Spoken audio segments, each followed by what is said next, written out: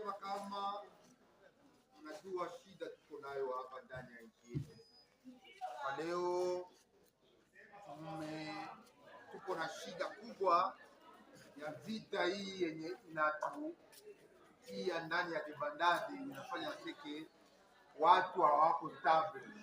Wako wenzetu walitoka huko, wamekimbia vita, wamekuja hapa mpaka watu wako kimbia wako tena na stabilite. Kupitia guvernema yetu tumepata wafadhili, na hawa wafadhili ni hawa wenzetu wa SOA of Congo. Donc ni Kiingereza wanasema kama ni ba semere ya espoir.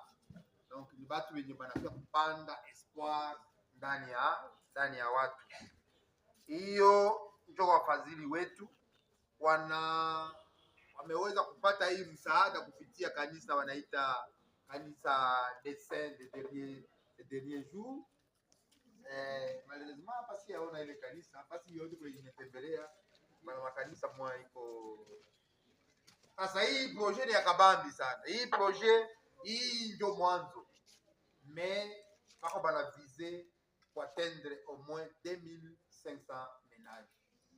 Alors kitendo sawa kile kwa kuweza kuwaheshimisha na kuweza kuwaheshimisha pia, il fallait aseke sie wenyewe tujideplace, tukuje, iko symbole ya kuonesha kama tuko pamoja.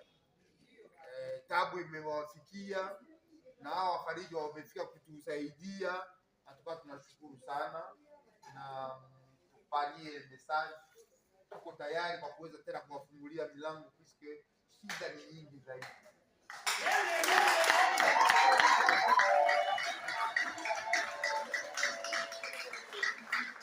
Na wenzetu wenye kubeneficia hii msaada, mkuwe na roho ya kuweza kuwaombea de façon que watuletee encore zaidi puisque shida ni nyingi sana.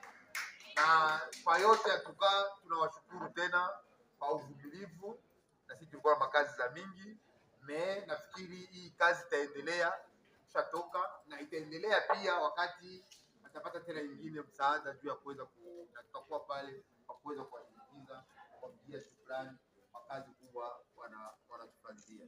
Atuka Mungu awabariki sana.